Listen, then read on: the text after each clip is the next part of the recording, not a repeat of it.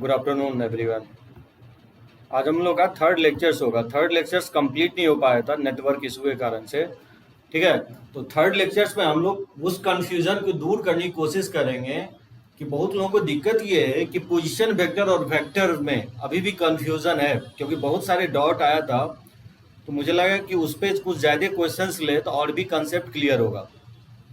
तो कोशिश करेंगे आज आपको हम कंसेप्ट जो है ना, पोजीशन वेक्टर रहेगा तब का क्या कंसेप्ट अप्लाई करेंगे, और जब वेक्टर दिया रहेगा बहुत लोगों को यही पता नहीं चलता है कि कौन सा वेक्टर है कौन सा पोजीशन वेक्टर है, क्योंकि पोजीशन वेक्टर भी आई जे कैप के ठीक है टर्म में लिखा रहता है, और वेक्टर भी जो है ना आई कैप जे कैप और के कैप के टर्म में लिखा रहता है।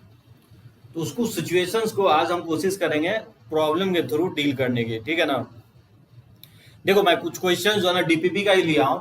जैसे फर्स्ट क्वेश्चन लिया, if end points of vector A B are 3, -7 and -1, -4, then magnitude of A B क्या होगा। ठीक है ना, तो यहां पे आप देखोगे तो वेक्टर ए बी निकालना है, जबकि वेक्टर ए बी निकालना है, लेकिन इस वेक्टर ए बी का एंड पॉइंट दिया गया, एंड पॉइंट का कोऑर्डिनेट दिया गया। तो -3, -7 है, और जो बी का एंड पॉइंट है वो -1, -4 है। एक चीज ध्यान रखना, जब भी आपको कोई कोऑर्डिनेट दिया गया हो दैट मींस वो पोजीशन वेक्टर दिया गया है। तो जब भी हम आपको किसी ब्रैकेट में किसी पॉइंट को 3, -7 लिखते हैं, दैट मींस इसका टेल वेक्टर ए पे लाई कर रहा है, और इसका हेड ए पे लाई करेगा, इसका टेल कहां पे होगा, ऑरिजिन पे होगा। दैट मींस आपको ओए वेक्टर दिया गया है 3i कैप -7 के कैप, अगर इसको वेक्टर के टर्म में लिखते हो, और जो ओबी वेक्टर दिया गया पोजीशन वेक्टर -i कैप और -4 के कैप दिया गया। ठीक है ना, तो ऑर्डर्ड पेयर 3, -7 से लिखो, या इस तरह से लिख सकते हो 3i कैप -7 जे कैप, सॉरी ठीक है ना, -7 जे कैप से लिख सकते हो। क्योंकि मुझे वेक्टर ए बी निकालना था, तो इसको तो मैं बताया हूं कि बी के पोजीशन में से ए के पोजीशन को सब्ट्रैक्ट कर देंगे। तो बी का जो पोजीशन है -i कैप और -4 जे कैप है, और ए का पोजीशन है 3i कैप और ये -7 जे कैप है। इसको सब्ट्रैक्ट करोगे तो ये -3 है और -i, तो -4i कैप हो जाएगा, और ये माइनस +7, तो 7 में से 4 जाएगा तो +3, ये जे कैप हो जाएगा। ठीक है ना, तो ये आ गया आपको ए बी वेक्टर। तो इसका मुझे मैग्नीट्यूड निकालना था, तो बताओ इसका मैग्नीट्यूड क्या होगा। इसका मैग्नीट्यूड हो जाएगा √ऑफ -4 का स्क्वायर 16 हो जाएगा, और 3 का स्क्वायर 9 हो जाएगा। ये √25 का स्क्वायर रूट क्या होगा, 5 के इक्वल आएगा। तो यहाँ पे क्लियरली जब भी आपको वेक्टर का एंड पॉइंट दिया गया, दैट मींस पोजीशन वेक्टर के टर्म में निकालना था। पहले वेक्टर निकालना था, फिर उसका मैग्नीट्यूड निकालना था। जैसे सेकंड क्वेश्चन देखो, सेकंड क्वेश्चन भी आपको ये डीपीपी में ही था।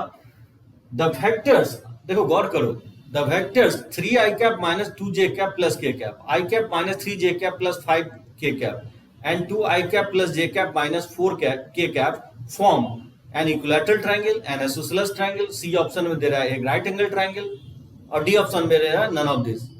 एक आपको 10.2 जो है ना एनसीईआरटी में भी इस टाइप का क्वेश्चंस मिलेगा, उसको भी मैं लेता हूं। तो गौर करने वाली बात यहां ये है कि यहां पोजीशन वेक्टर नहीं दिया गया है। ठीक है दिव्यांशु, यहाँ पे देख रहे हो वर्ड क्या लिखा हुआ है, वेक्टर्स।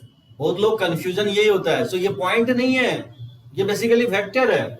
अगर डायग्राम में देखोगे तो जैसे मान लीजिए एबीसी पॉइंट है, तो बेसिकली ये ए बी वेक्टर दिया गया है। ये मान लो पी या क्यू या ए बी वेक्टर दिया गया है, ए बी या बी है, उससे कोई फर्क नहीं पड़ता है। ये 3i, क्योंकि आप देख सकते हो इसको, इस दोनों को ऐड करके अगर सब्ट्रैक्ट कर दो तो इससे बैलेंस हो जाएगा। तो मान लो अगर इसको ए बी मान लेते हो 3i -2j plus K cap, ठीक है ना, और आपको लेट्स से इसको अगर ए सी मान लेते हो, ए बी मान लिया, और फिर इसको बी सी मान लेता हूं। ठीक है ना, किसको बी सी मान रहा हूं मैं, 3i चाहिए, 3i cap A B B C, इसको मैं बी ए मान लेता हूं। ठीक है ना, इसको मैं वेक्टर बी ए मान लेता हूं। तो बी सी मैंने मान लिया, आई कैप -3 जे कैप और +5 के कैप। ठीक है ना, तो ये BC वेक्टर और इसको मैं CA वेक्टर मान लेता हूं, इसको मैं CA वेक्टर मान लेता हूं, 2i कैप और प्लस j कैप और माइनस 4 कैप है। अब इसके पीछे लॉजिक है क्यों ऐसे माना गया है, क्योंकि आप अगर मैं BC वेक्टर इसको माना हूं और CA वेक्टर, तो इसका रिजल्टेंट BA के इक्वल होना चाहिए, यानी जब हम इसको ऐड करेंगे तो नहीं आ जाएगा इसके इक्वल। तो समझे, ये बेसिकली किसी ट्रायंगल का साइड का वेक्टर दिया गया है, पोजीशन वेक्टर नहीं है, यानी ए बी बी सी के कोऑर्डिनेट को डिनोट नहीं कर रहा है। बात समझे? तो इसका बोल रहा है कि ट्रायंगल कैसा होगा, ये ट्रायंगल कैसा होगा इसके लेंथ बता देगा, डायरेक्टली इसका मॉड वैल्यू निकाल लेंगे तो उसका मैग्नीट्यूड निकल जाएगा। लेंथ अगर तीनों इक्वल आ गया तो इक्विलैटरल, अगर मान लो पाइथागोरस होल्ड कर रहा है इस तीनों साइड में तो ऑब्वियसली राइट एंगल ट्रायंगल होगा, और अगर आइसोसेलेस है तो कोई एक एंगल 90 से ग्रेटर होगा। डॉट प्रोडक्ट अभी बताया नहीं गया हो, तो एंगल के दो वेक्टर के बीच का एंगल निकालना हो तो डॉट और क्रॉस से हम लोग निकाल सकते हैं। एनीवे अभी देखो यहाँ पे अगर इसका साइड लेंथ का मैग्नीट्यूड, इसमें ध्यान ये रखना है कि ये साइड को डिनोट कर रहा है, ये कोऑर्डिनेट को डिनोट नहीं कर रहा है, तो ये एक वेक्टर है, ये पोजीशन वेक्टर नहीं है। हाँ, ये कैसे पता चलेगा कि कैसे हम लोग ऐड करेंगे? देखो एक चीज मैं आपको बताया हूं निखिल, कि अगर किसी ट्रायंगल में तीन वेक्टर होता है, A B vector, B C vector और सी ए वेक्टर, इसका सम क्या होना चाहिए? 0 होना चाहिए। ये क्या कहता है? ट्रायंगल लॉ कहता है। ये मैं लास्ट लेक्चर्स में भी क्वेश्चंस लिया था आपको कि A B vector, B C vector और सी ए वेक्टर का रिजल्टेंट क्या होना चाहिए? 0 होना चाहिए। यानी A B plus B C equal to क्या होना चाहिए? माइनस सी ए होना चाहिए। यानी A B plus B C equal to, और माइनस सी ए को लिख सकता हूं ए सी, अगर पलटेंगे तो माइनस साइन हट जाएगा। तो किसी भी ट्रायंगल में निखिल ये ऑलवेज होल्ड करेगा, किसी दो वेक्टर का सम जो होगा तीसरे के रिजल्टेंट के इक्वल होना चाहिए। बात समझे निखिल? तो अगर यहां पे देख रहे हैं कि बीसी और सीए को जब हम एड अप कर रहे हैं तो बीए के इक्वल आ रहा है, तो बीसी वेक्टर और सीए वेक्टर का रिजल्टेंट क्या होगा? बीए वेक्टर हो जाएगा। इससे आप पता कर सकते हो इसका सम जो है ना इस तरह से आ रहा है, ये कंडीशन सेटिस्फाई हो रहा है। और सबसे गौर करने वाली बात है, यहाँ पोजीशन वेक्टर नहीं लिखा हुआ है, यहाँ वेक्टर लिखा हुआ है, ठीक है ना? इसका मैग्नीट्यूड निकालोगे तो क्या होगा? Under root of 9 plus 4 plus 1, ये वैल्यू कितना हो जाएगा? रूट 14 हो जाएगा। उसी तरह से बीसी का मैग्नीट्यूड अगर फाइंड आउट करोगे ये हो जाएगा 1 प्लस 9 प्लस 25, ठीक है ना? ये रूट अंडर रूट ऑफ 35 आ जाएगा। और सीए का मैग्नीट्यूड अगर निकालोगे ये हो जाएगा under root of 4 plus 1 plus 16, ठीक है? तो ये 5 अंडर रूट ऑफ 21 हो जाएगा। अब यहां से देखना है कि ऑब्वियसली साइड तो तीनों इक्वल दिख ही नहीं रहा है, लेकिन एक चीज देखोगे तो रूट 14 का स्क्वायर 14 होता है और रूट 21 का स्क्वायर 21 होता है। तो 21 और 14 को ऐड अप करोगे तो 35 आएगा, यानी कहीं ना कहीं पाइथागोरस होल्ड कर रहा है। यानी मॉड सीए का स्क्वायर और प्लस मॉड बीए वेक्टर का स्क्वायर, ये बेसिकली किसके इक्वल आ रहा है? ये इक्वल आ रहा है मॉड बीसी वेक्टर के स्क्वायर के इक्वल आ रहा है। मतलब सीए वेक्टर ये हो गया और बीए वेक्टर ये हो गया, इसका जो रिजल्टेंट बीसी वेक्टर के इक्वल आ रहा है। तो कहीं ना कहीं ये बीसी जो होगा हाइपोटेनस होगा, यानी ये एंगल जो होगा 90 डिग्री होगा। बात समझे? सीए वेक्टर जो है ये बेसिकली सीए लेंथ हो गया और ये बीए लेंथ हो गया। This square plus this square equal to BC square आ रहा है, यानी पाइथागोरस होल्ड कर रहा है और इस पाइथागोरस में बीसी हाइपोटेनस होगा। तो हाइपोटेनस के अपोजिट साइड ही क्या होगा? 90 डिग्री होगा। यानी आप बोल सकते हो ये ट्रायंगल क्या होगा? ये ट्रायंगल जो होगा ये राइट एंगल ट्रायंगल होगा। मुझे लगता है इसमें कोई प्रॉब्लम नहीं होना चाहिए, ठीक है आयुष? बढ़े आगे, एक बार टाइप कर दो सभी लोग, तब तक मैं पिक ले लेता हूं।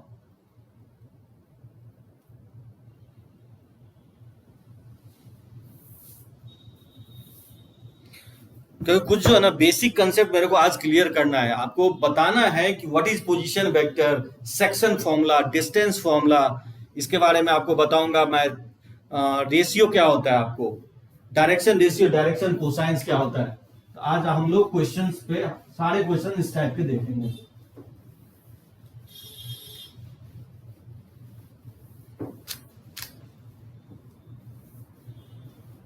बहुत ही स्कोरिंग चैप्टर है वेक्टर, आप जानते हो इंडिपेंडेंट है, मतलब और वेक्टर से क्वेश्चंस रहता ही रहता है, चाहे बोर्ड की बात करो या कोई भी कंपटीशन एग्जामिनेशन से।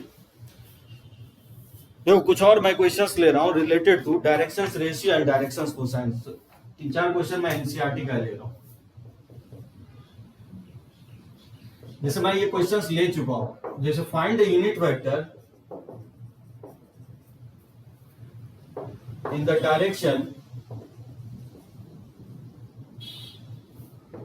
directions of the vector PQ, where P and Q are the points 1, 2, 3 and 4, 5, 6, ठीक है, रेस्पेक्टिवली। बताओ इसका क्या होगा आंसर, इसका निकालो सभी लोग, बताओ फटाफट, तब तक मैं सेकेंड क्वेश्चन लिखता हूं। जैसे so that the vector 2i cap minus 3j cap plus 4k cap and minus 4i cap plus 6j cap minus 8a cap are collinear।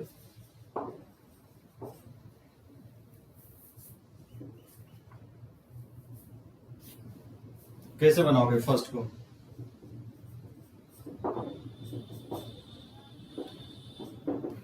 बोला यूनिट वेक्टर निकालो in the directions of vector P Q where P and Q are the points. तो obviously P Q vector position दिया गया, P Q का position है तो इसको position vector के टर्म में लिखेंगे, तो क्यू के पोजीशन में से पी के पोजीशन को क्या करेंगे, सबट्रैक्ट कर देंगे, और क्यू का पोजीशन दिया गया आपको 4i plus 5j plus 6k cap, ठीक है ना, और पी का जो पोजीशन है i cap plus 2j cap plus 3k cap, लिख सकते हैं इसे। तो 4i में से i सबट्रैक्ट करोगे तो ये 3i हो जाएगा, और प्लस 5j में से 2j सबट्रैक्ट करोगे तो प्लस 3j हो जाएगा, और 6k में से 3k सबट्रैक्ट करोगे तो ये 3k कैप हो जाएगा। ये हो गया pq वेक्टर। क्योंकि मुझे यूनिट वेक्टर निकालना है, इसके मैग्नीट्यूड की जरूरत पड़ेगी, तो इसका मैग्नीट्यूड हो जाएगा 9 प्लस 9 प्लस 9, तो 3 टाइम्स ऑफ 9 यानी 3√3 के इक्वल हो जाएगा, 27 होगा, ठीक है ना, 3√3। तो जो यूनिट वेक्टर होगा इस तरह से हम लोग लिखेंगे PQ अपॉन PQ का मैग्नीट्यूड, ये होता है ना यूनिट वेक्टर। तो बताओ 3 अगर इसमें कॉमन ले लें तो i plus J plus K cap, और अपॉन जो है ना 3√3, तो 3 से 3 कैंसिल आउट हो जाएगा, तो i plus J plus K cap upon हो जाएगा √3। ऑब्वियसली इसमें कोई प्रॉब्लम नहीं हुआ होगा, एकदम सही आर्चित, गुड, वेरी गुड। अब देखो थर्ड क्वेश्चन देखो, मेरे को इसको बना के दिखाओ, सेकेंड क्वेश्चन में देख रहे हो, गौर करो, ये वेक्टर है कि पोजीशन वेक्टर है, कौन मुझे बताएगा। पीवी की भी टाइप करो, पीवी की भी, ये पोजीशन वेक्टर है कि वेक्टर है, एकदम सही है, ये वेक्टर है, क्योंकि देखो इससे पहले क्या लिखा हुआ है, ये वेक्टर मेंशन किया हुआ है क्वेश्चंस में, सो ये वेक्टर है। तो मैं मान लेता हूं इसको वेक्टर ए, ठीक है ना, नाम दे देता हूं 2i cap minus 3j cap और प्लस 4k कैप, और इसको मैं वेक्टर बी मान लेता हूं, ठीक है ना, माइनस 4i कैप और प्लस 6j कैप और माइनस 8k कैप। अब क्या बताया था वेक्टर कोलिनियर कब होता है, तो मैं दो थ्योरी बताया था पैरेलली कि दो वेक्टर अगर पैरेलल है दैट मींस कोलिनियर है, तो वेक्टर ए क्या होगा, lambda times of vector B होगा। या नहीं तो मैंने ये भी बताया था, हाँ ये भी बताया था दूसरा कंसेप्ट कि प्रोपोर्शन में होगा आईजेके का कोएफिशिएंट, जो उसका कंपोनेंट होगा प्रोपोर्शन में होगा। यस, यहाँ पे देख सकते हो कि 2/-4 इक्वल टू -3/6 और इक्वल टू 4/-8, तो क्लियरली ये इक्वल है, ये -1/2 है, ये भी -1/2 है और ये भी -1/2 है। तो क्योंकि तीनों ये प्रोपोर्शंस में आ रहा है तो प्रूफ हो गया कि वेक्टर ए क्या होगा, पैरेलल टू वेक्टर बी होगा। यानी तो लैम्डा टाइम्स से भी अटैच कर सकते हो, देखोगे वो लैम्डा टाइम्स बेसिकली ये 2 से मल्टीप्लाई किया हुआ है, वेक्टर ए में बेसिकली 2 से मल्टीप्लाई किया हुआ है। यानी कहना ये चाह रहा है कि वेक्टर ए जो होगा लेंथ छोटा होगा, 2 से मल्टीप्लाई कर रहे हो तो वेक्टर बी का लेंथ थोड़ा सा बड़ा होगा। यानी क्या हो जाएगा, ये वेक्टर ए है तो वेक्टर बी क्या होगा, ट्वाइस टाइम्स ऑफ ए हो जाएगा, नहीं हो जाएगा, नहीं sir minus twice times of A हो जाएगा, एंटी पैरेलल होगा, क्योंकि -2 कॉमन लोगे तब वेक्टर ए के इक्वल आएगा। तो वैसे भी जज कर सकते हो, कोई टफ नहीं है, वेक्टर पैरेलल है कि नहीं है पता करना उतना टफ नहीं होगा। ठीक है, क्लियर है इसमें। देखो third question, find the direction cosine of the vector. बताओ क्या होगा, इस वेक्टर का डायरेक्शन कोसाइन क्या होगा, कौन मुझे बताएगा। Find the direction cosine of the vector i cap plus 2j cap plus 3k cap.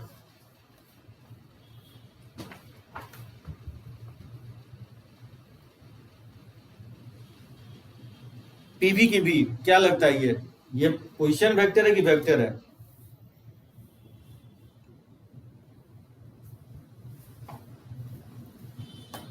एकदम वेक्टर है, गुड।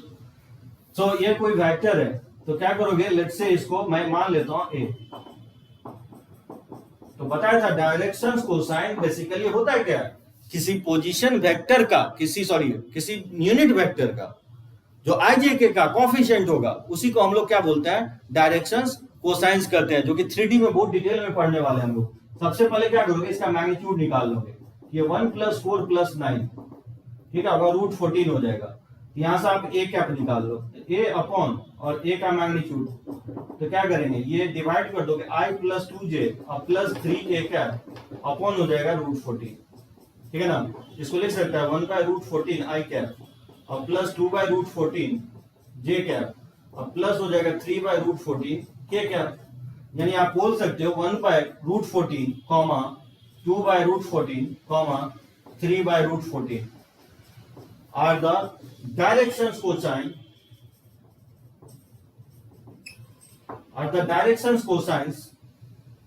of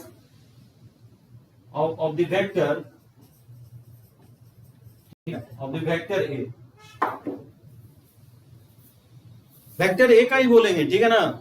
तो किसी वेक्टर ए का ये डायरेक्शंस कोसाइंस होगा।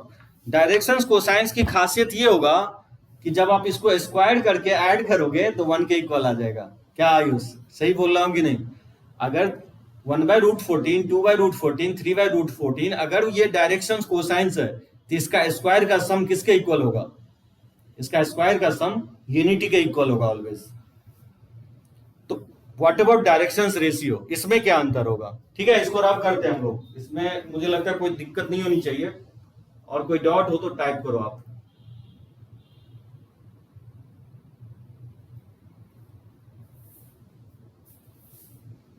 नो प्रॉब्लम ना, चलो इसको रब करें।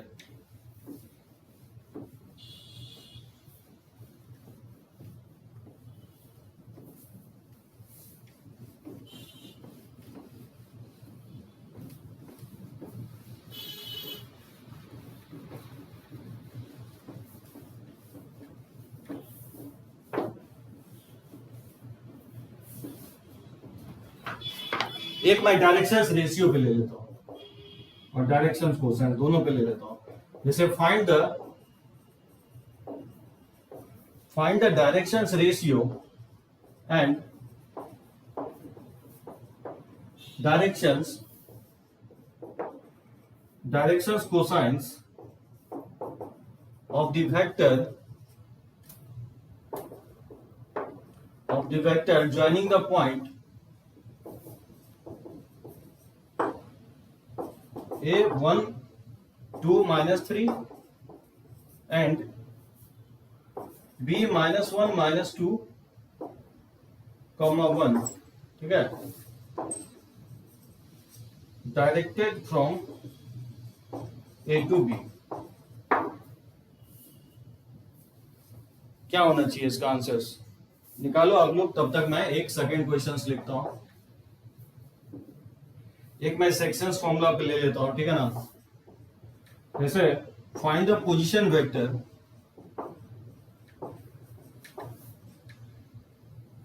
i cap plus j cap plus k cap, या इसको छोड़ दो, जैसे find the position,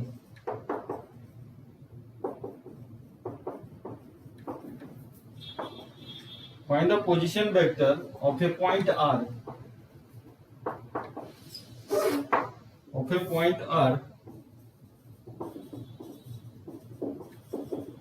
which divides the line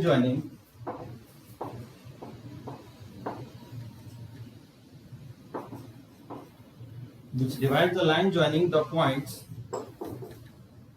P and Q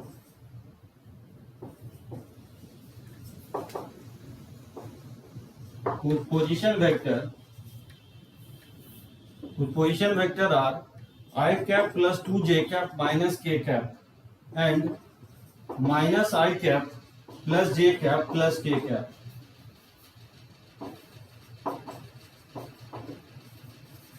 Respectively in the ratio 2:1. दो पार्ट में है, पहला बोल रहा है कि इंटरनली है और दूसरा पार्ट में बोल रहा है एक्सटर्नली है।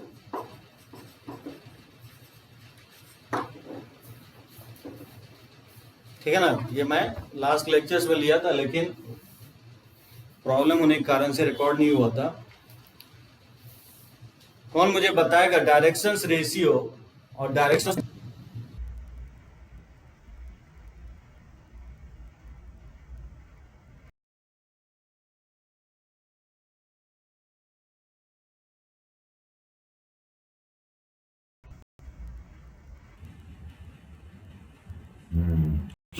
बोला डायरेक्शंस, यस बोला directions cosines -1/3, 2/3 and 2/3।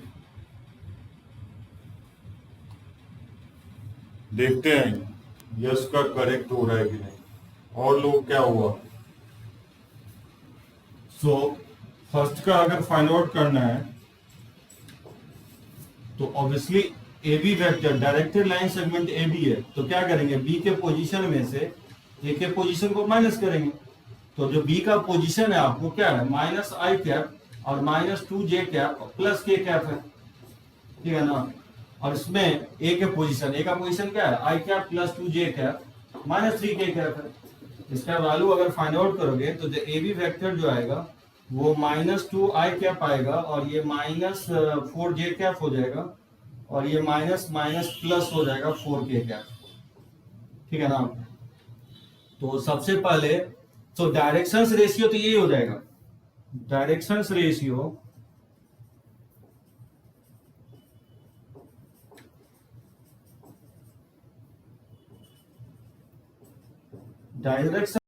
Vector A B are -2 -4 4 होगा। एग्री हो सभी लोग ये इससे? जो वेक्टर का आई जे के का कोएफिशिएंट जो कंपोनेंट होगा उसी को हम लोग डायरेक्शंस रेशियो कहते हैं।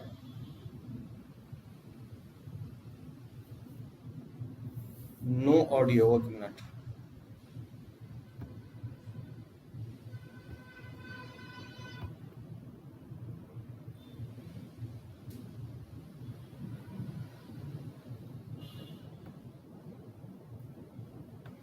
अब आ रहा है ऑडियो?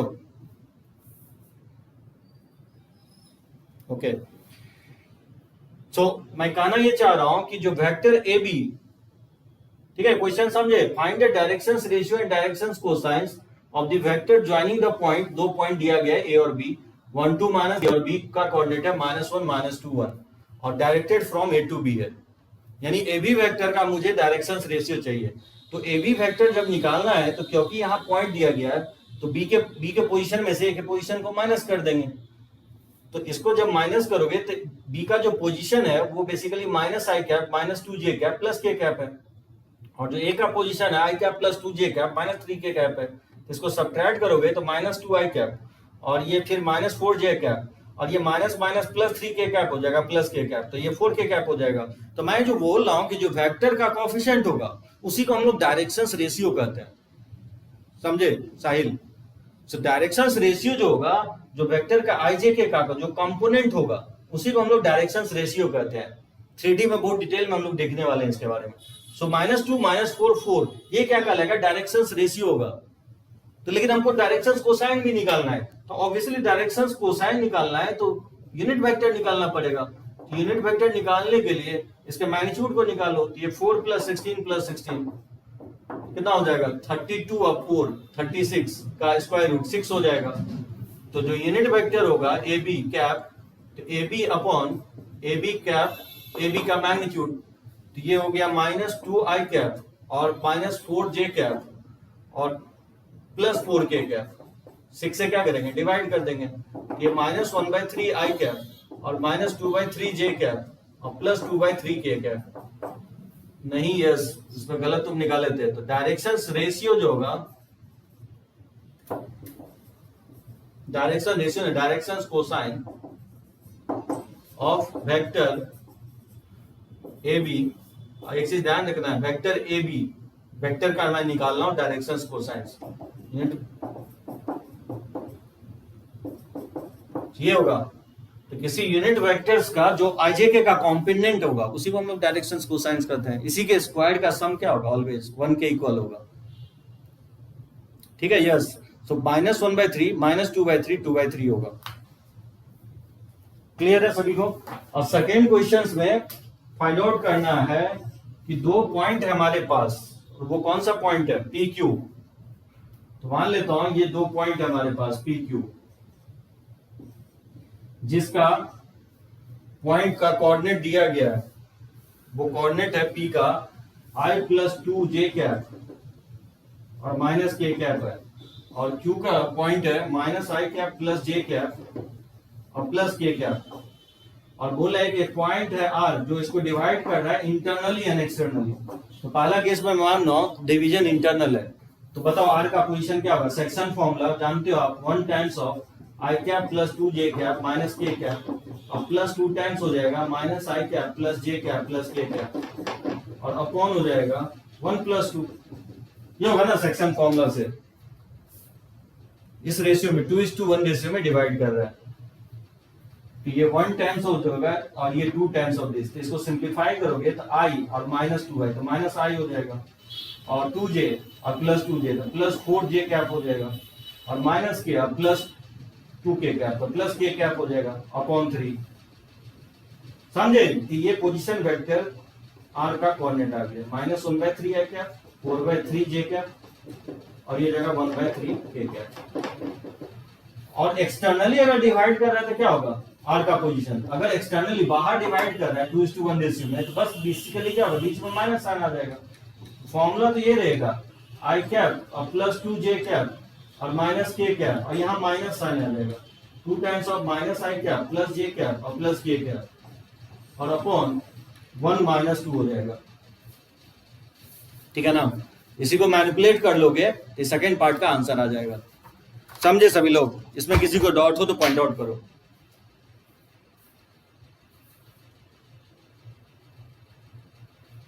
होपफुली सेक्शन फॉर्मूला आप अप्लाई कर लोगे, क्योंकि 10th में भी सेक्शन फॉर्मूला दिया गया है। देखो साहिल बोल रहा है कि find the position vector of point r which divide the line joining two points pq। pq का कोऑर्डिनेट दिया गया है, तो pq का कोऑर्डिनेट दिया गया है और बोल रहा है कि एक पॉइंट r है जो इंटरनली 2:1 रेशियो में डिवाइड करता है। तो साहिल सेक्शन फॉर्मूला क्या बताया था, अगर मान लो ये p है और ये q है, इसका कोऑर्डिनेट वेक्टर a है, पोजीशन ये है, इसका पोजीशन b है, और कोई r डिवाइड कर रहा है n/n रेशियो में, तो r का कोऑर्डिनेट क्या बताया था, m टाइम्स ऑफ या n times of vector a और plus m times of vector b upon हो जाता है n + m। सेक्शन फॉर्मूला ये बताया था ना साहिल। तो वेक्टर a दिया गया, वेक्टर b दिया गया और m/n, m के जगह 2 है और n के जगह 1 है, बस इसमें पुट कर दिया। ठीक है ना। तो इंटरनल सेक्शन फॉर्मूला में बीच में प्लस होता है और एक्सटर्नल सेक्शन फॉर्मूला में बीच में माइनस होता है। ये बातें हम स्ट्रेट लाइन में भी लर्न करेंगे। ठीक है ना।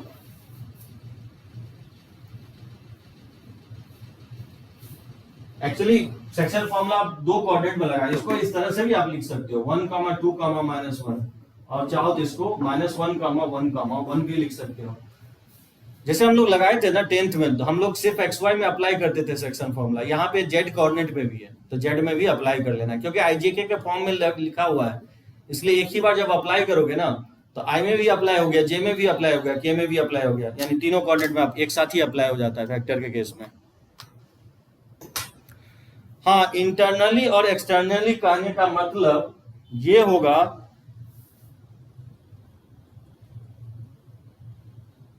देखो इंटरनली और एक्सटर्नली का मतलब क्या होगा।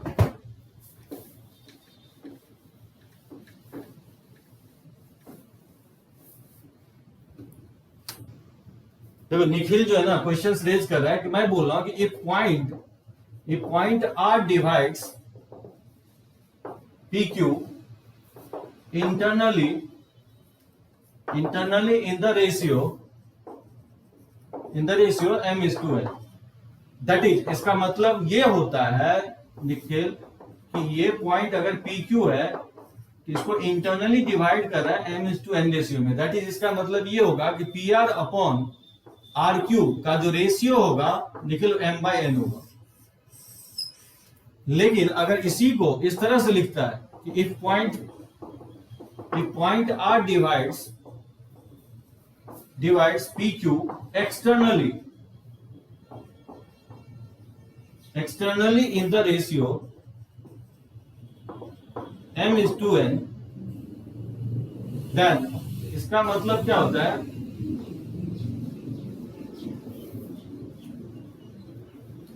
इसका मतलब ये होगा कि हमारे पास दो पॉइंट है पी क्यू, जो आर पॉइंट है इसको एक्सटर्नली डिवाइड कर रहा है किस रेशियो में, m:n रेशियो में। दैट इज, देन मैं ये कहना चाह रहा हूं कि P R upon Q R, ये रेशियो क्या होगा, m/n होगा। एक्सटर्नल का मतलब ये होगा, ये लेंथ जो है ना, ये लेंथ m होगा और ये लेंथ जो होगा वो n होगा। P R upon Q R का रेशियो m/n होगा। और इंटरनली के केस में P R upon R Q क्या होगा, ये बेसिकली m/n होगा। क्यू आर बोलो या आर क्यू बोलो, कोई फर्क नहीं पड़ता है, ठीक है ना। So P R upon R Q ये m/n होगा, या क्यू आर बोलो कोई दिक्कत नहीं, क्यू आर या R Q, P R upon Q R ये m/n होगा। एक्सटर्नली का मतलब ये होता है, ठीक है ना। ये हम लोग स्ट्रेट लाइन भी बहुत डिटेल में करेंगे। पॉइंट बाहर हो जाता है, एक्सटर्नली पी क्यू से बाहर हो जाएगा, इंटरनल के केस में बीच में रहता है। चलो ओके।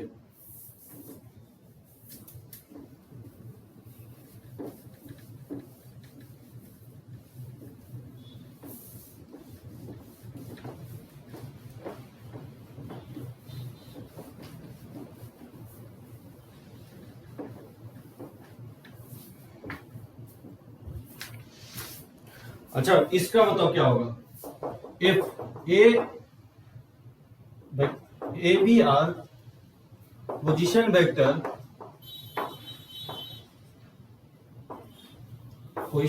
ऑफ द पॉइंट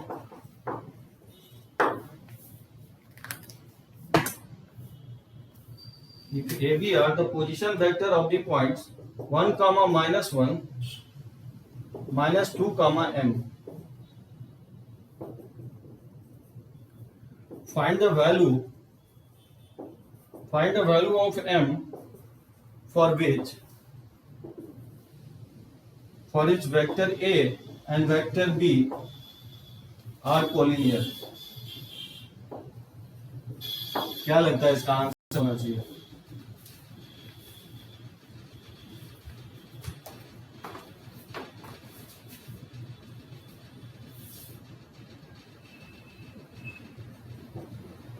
अब जैसे find the position vector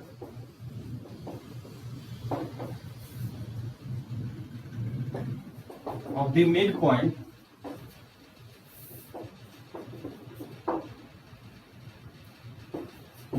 of the vector। Math में जो है ना थ्योरी कम है, जितना क्वेश्चंस लेंगे ना उतना कंसेप्ट आपका क्लियर होते चला जाएगा। तो कोई भी थ्योरी लिखवाएं तो उसको लिखवाने से फर्क तब पड़ेगा जब आप उसको हम अप्लाई करेंगे क्वेश्चंस पे। तो मिड पॉइंट सेक्शन फॉर्मूला भी लिखवा चुका हूँ, उस पर क्वेश्चंस मैंने लिया था। चलो ये क्वेश्चंस ले लेता हूँ। तो मतलब फर्स्ट क्वेश्चंस लिया हूँ, ए बी जो है ना are the position vector of the point है 1, -1 और -2, m है। तो बोल रहा है find the value of m for which vector A and vector B are collinear. So यहाँ ए बी क्या है, पोजीशन वेक्टर है। यस यस बोल रहा है 2 होगा, रानी बोल रहा है -2। हाँ रानी फिर 2 बोल रहे, 2 होना चाहिए, एकदम सही है मानसू, 2 के इक्वल होगा। श्रेयांश एकदम सही है, अक्षित सही है, 2 के इक्वल होगा। बहुत सिंपल सा कंसेप्ट लगाना है भाई, क्या करोगे। तो फर्स्ट में पोजीशन वेक्टर है, ये I cap minus J cap है, और वेक्टर बी जो है ये -2 I cap plus M J cap है। और इसलिए vector A is parallel to vector B बोल रहा है। ये तभी पॉसिबल होगा जब इसके कोएफिशिएंट प्रोपोर्शनल में होंगे, 1/-2 इक्वल टू -1/m होगा। यहां से निकालोगे तो m का वैल्यू -2 -1, तो ठीक है ना, ये वैल्यू 2 के इक्वल हो जाएगा। एकदम करेक्ट है जिसका 2 लिखे हो, कोई प्रॉब्लम नहीं है इसमें। सेकंड का आंसर जो बोल रहा है अक्षित 3i + 2j + 1k कैप, एकदम सही है, गुड, वेरी गुड। तो कोई इस सब में कोई प्रॉब्लम ही नहीं होना चाहिए। तो मिड पॉइंट का सेक्शन फॉर्मूला लगा देना है। So mid point of PQ जो होगा वो क्या हो जाएगा, 2i + 3j और +4k कैप, ठीक है ना, और प्लस और 4i कैप और +j कैप और -2k कैप अपॉन 2 हो जाएगा। a + b p + q/2, तो ठीक है, तो 6, ये 3i कैप सॉल्व करोगे तो, और ये +2j कैप और ये +k कैप हो जाएगा। या इसको चाहो तो 3, 2, 1 इस तरह से भी लिख सकते हो आप, 3, 2, 1, एकदम सही है, करेक्ट, गुड, वेरी गुड। देखते हैं इसका अलग क्वेश्चन थोड़ा सा देता हूं, इसको बनाओ, कैसे बनाओगे। जैसे सो या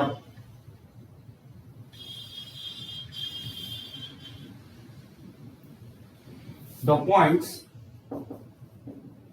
थोड़ा सा डिफरेंट है प्रीवियस क्वेश्चन से। The points ABC with position vector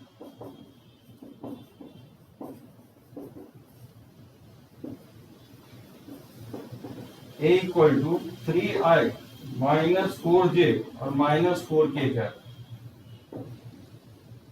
vector B जो है वो इक्वल है 2i कैप -j कैप और +k कैप,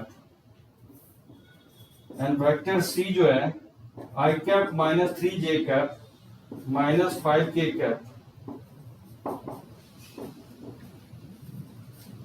respectively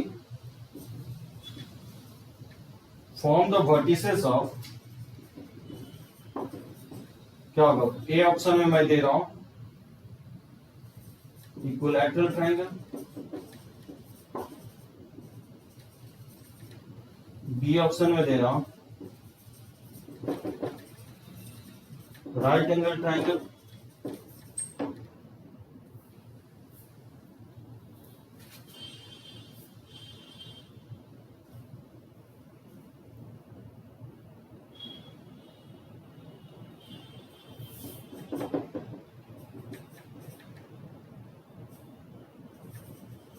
ठीक है, आइसोसेलेस ट्रायंगल और D में ना।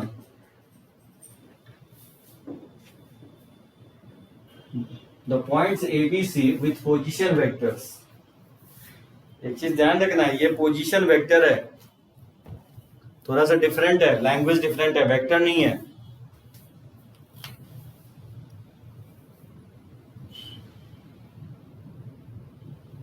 तो पॉइंट ABC का कोऑर्डिनेट दिया गया है, तो बोल रहा है ये कौन सा ट्राइंगल होगा।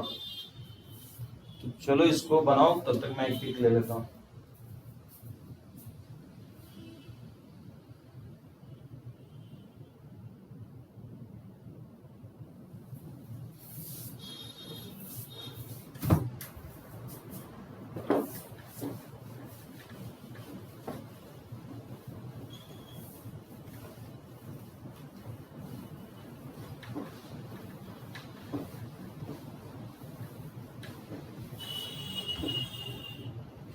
यस बोल रहा है B राइट एंगल ट्राइंगल। देखते हैं, चेक करते हैं। देखो यहाँ पे A का कोऑर्डिनेट जो है ना आपको 3, -4, -4 है, बी का जो कोऑर्डिनेट दिया गया है 2, -1, 1 है, और जो सी का कोऑर्डिनेट है 1, -3, -5। तो सबसे पहले हम ए बी वेक्टर निकालेंगे। ठीक है, तो ए बी वेक्टर क्या होगा, बी के पोजीशन में से ए के पोजीशन को माइनस करोगे, तो 2 -3, तो माइनस आई कैप हो जाएगा, और -1 माइनस माइनस प्लस, तो +3 जे कैप हो जाएगा, और 1 माइनस माइनस प्लस, तो ये 5 के कैप हो जाएगा। ठीक है, इसमें किसी को प्रॉब्लम नहीं है ना। उसी तरह बीसी वेक्टर निकालोगे, तो बीसी वेक्टर हो जाएगा 1 - 2, यानी सी के पोजीशन में से बी के पोजीशन को क्या करेंगे, माइनस करेंगे, तो 1 - 2, तो माइनस आई कैप हो जाएगा, और -3 और माइनस माइनस +1, तो -2 जे कैप हो जाएगा, और -5 और -1, तो -6 के कैप हो जाएगा। उसी तरह से आप सी ए वेक्टर निकाल लो। सी ए वेक्टर क्या होगा, ए के पोजीशन में से सी के माइनस कर दो, तो ए के पोजीशन में से सी को माइनस करोगे तो ये हो जाएगा 2 आई कैप, और ये -4 और माइनस माइनस +3, तो माइनस जे कैप, और ये minus minus plus K cap हो जाएगा। अब उसके बाद आप मैग्नीट्यूड निकाल के देख लो, तो ए बी का मैग्नीट्यूड जो होगा √1 + 9 + 25, ठीक है ना, तो √35 हो जाएगा। और बीसी का मैग्नीट्यूड निकालोगे, उसका √1 + 4 + 36, ठीक है ना, तो ये 41 हो जाएगा। और फिर सी ए का मैग्नीट्यूड निकालोगे, ये जाएगा √4 + 1 + 1, ये √6 आ जाएगा। और क्लियरली दिख रहा है कि ए बी का स्क्वायर और प्लस सी ए का स्क्वायर इक्वल टू आ रहा है बीसी के स्क्वायर के। तो एकदम सही है, यस, राइट एंगल ट्राइंगल होगा। तो ए बी ये हो गया, और सी ए ये हो गया, तो ये हाइपोटेनस हो गया, तो ये एंगल 90 डिग्री होगा। तो यहाँ बोल सकते हो कि एंगल ए जो होगा वो 90 डिग्री, यानी इसका आंसर राइट एंगल ट्राइंगल होगा। तो डिपेंड करता है, देखो क्वेश्चन जो है ना, मैं दोनों तरह का लिया हूँ, वेक्टर पे भी लिया हूँ, पोजीशन वेक्टर पे भी लिया हूँ, कंफ्यूज नहीं होना है। आप बोर्ड में अगर इस तरह से नहीं बनाते हो तो मार्क्स नहीं देगा। तो आपको समझना पड़ेगा कि इसी क्वेश्चंस में ये डिनोट जो है ना, ये वेक्टर को डिनोट नहीं कर रहा है, देख रहे हो, कंफ्यूज करने के लिए वेक्टर ए बी सी लिख दिया है, लेकिन ये बेसिकली वेक्टर नहीं है, ये वेक्टर पोजीशन वेक्टर है। बात समझे सभी लोग? तो क्वेश्चंस वही लिया हूं मैं जो प्रीवियस में लिया था, लेकिन बनाने का तरीका अलग हो गया, क्वेश्चंस डिफरेंट है, लैंग्वेज डिफरेंट है। यहां अगर पोजीशन वर्ड हटा दें तब फिर ये वेक्टर हो जाएगा, तो फिर इसमें आप डायरेक्टली अप्लाई कर सकते हो, मैग्नीट्यूड निकाल करके पाइथागोरस अप्लाई करके देख लो। ठीक है ना, रब करें इसको।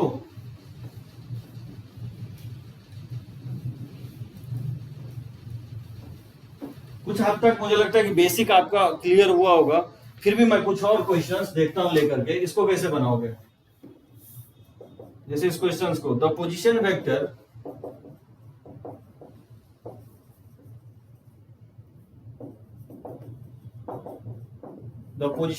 Of the point A B C D, ठीक है, ये दे रहा है I + j cap + k cap, 2 I cap और +5 j cap, 3 I cap +2 j cap और -3 k कैप, और I कैप -6 j कैप और -k कैप, ठीक है, रेस्पेक्टिवली।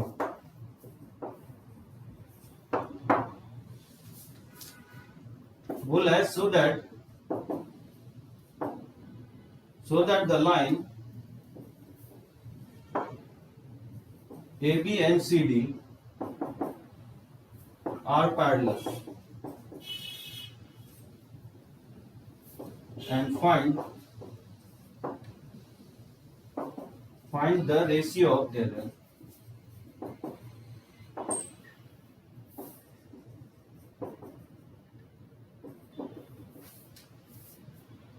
लाइन सेगमेंट लिखना चाहिए, लाइन नहीं लिखना चाहिए, क्योंकि लाइन का तो लेंथ इनफाइनाइट होता है, ठीक है ना। यहाँ पे बेसिकली लाइन सेगमेंट है, यहाँ लाइन सेगमेंट है, ए बी और सी डी लाइन सेगमेंट है। तो प्रूफ करना है कि line segment A B C D parallel होगा, और उसका मुझे रेशियो, उसके लेंथ का रेशियो भी फाइंड आउट करना है। कैसे करेंगे? The position vector of the point, 4 point A B C D का कोऑर्डिनेट दिया गया, या ध्यान ये रखना है कि यहाँ कोऑर्डिनेट पॉइंट है, ये बेसिकली वेक्टर नहीं है, ये एबीसीडी पोजीशन है, वैसे भी लैंग्वेज में लिख चुका है, ये पोजीशन वेक्टर है। तो अगर ये पैरेलल है तो क्या करोगे, अगर A B C D parallel है, ए बी और सी डी अगर ये आपस में पैरेलल है तो सबसे पहले हम लोग क्या करेंगे, ए बी वेक्टर निकालेंगे। तो ए बी वेक्टर कैसे फाइंड आउट करोगे, बी के पोजीशन में से ए के पोजीशन को माइनस करेंगे। तो वेक्टर बी जो है वो बेसिकली 2i कैप और प्लस 5j कैप है, और वेक्टर ए जो है i cap plus j cap plus k cap है। ठीक है ना, क्वेश्चन तो सही लिखा हो ना, i प्लस j, नहीं तो फिर आंसर मैच नहीं करेगा अगर गलत लिखा होगा तो। 3i cap plus 2j cap minus 3k cap, नहीं सही है, क्वेश्चन सही है। ठीक है, हाँ ए बी और सी डी निकाल के डिवाइड कर देंगे, सही बोले आपके। तो 2i में i सब्ट्रैक्ट करोगे तो i कैप हो जाएगा, और ये माइनस ये प्लस 4j कैप हो जाएगा, और फिर माइनस k कैप हो जाएगा। ये आपका निकल गया ए बी वेक्टर। उसी तरह से सी डी वेक्टर निकालोगे तो डी के पोजीशन में से सी को माइनस करोगे, तो डी का पोजीशन है i cap minus 6j cap, ठीक है ना, माइनस k कैप, और फिर इसका पोजीशन सब्ट्रैक्ट करोगे तो 3i cap plus 2j cap और माइनस 3k कैप। ठीक है ना, तो i माइनस तो माइनस 2i कैप हो जाएगा और माइनस 8j कैप हो जाएगा, और ये माइनस माइनस प्लस और ये प्लस 2k कैप हो जाएगा। तो क्लियरली दिख रहा है कि प्रोपोर्शन में होगा, नहीं प्रोपोर्शंस में क्लियरली 1 अपॉन माइनस 2 इक्वल है 4 अपॉन माइनस 8 और इक्वल है माइनस 1 अपॉन 2k। तो clearly AP is parallel to CD हो जाएगा। अब मुझे इसके लेंथ का रेशियो निकालना है, तो इसका लेंथ निकाल लो AB और CD, इसको डिवाइड कर देंगे। तो AB का जो लेंथ आएगा क्या आएगा, तो AB का लेंथ का रेशियो 1 प्लस 16 प्लस 1 हो जाएगा, और CD का अगर लेंथ निकालोगे ये आ जाएगा 4 प्लस 8 का 64 हो जाएगा, और प्लस और ये 4 हो जाएगा, ये वैल्यू 18 आएगा, और अपॉन 64 और प्लस 4 तो 68 72 हो जाएगा। ठीक है ना, ये वैल्यू 3√2 लिख सकते हैं, 9 2 18 होता है, और 72 को 4 से डिवाइड करोगे, ठीक है ना, 3 18 तो 9 36 तो 6√2 हो जाएगा। ये वैल्यू क्या होगा, 1/2 के इक्वल आएगा। एकदम सही है, मैं एक्सपेक्ट कर रहा था किसी से, एकदम सही है हिमांशु, 1/2 के इक्वल होगा।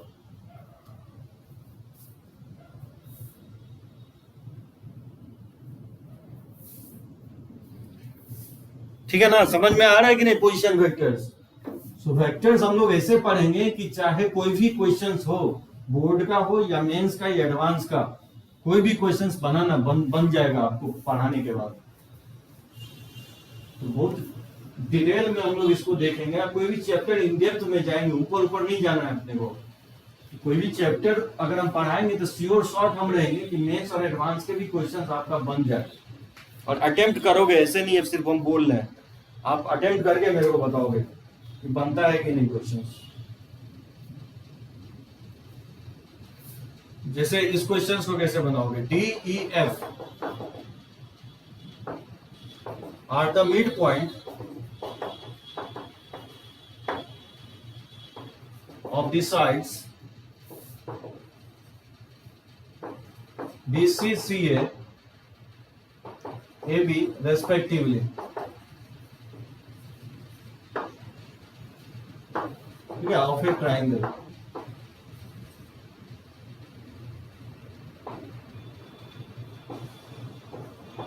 मुझे प्रूफ करना है कि so that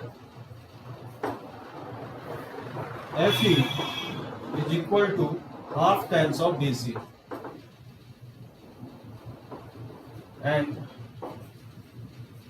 and that the sum of the vectors AD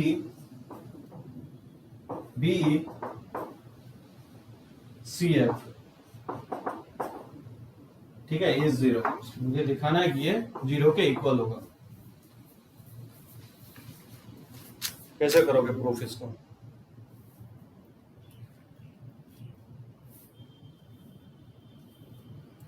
बोला है कि डीई एफ मिड पॉइंट है बीसी सी ए बी का, तो प्रूफ करना है कि एफ ई जो होगा हाफ टेंस ऑफ बीसी के इक्वल होगा।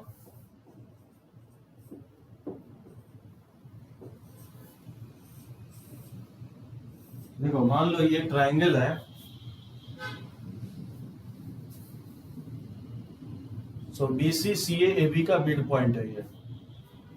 मान लेता हूं ये एबीसी है, ठीक है ना, तो बीसी का मिड पॉइंट डी है, ये डी हो गया बीसी का मिड पॉइंट। ई है सीए का मिड पॉइंट, सीए का मिड पॉइंट ई है, और एबी का मिड पॉइंट एफ है।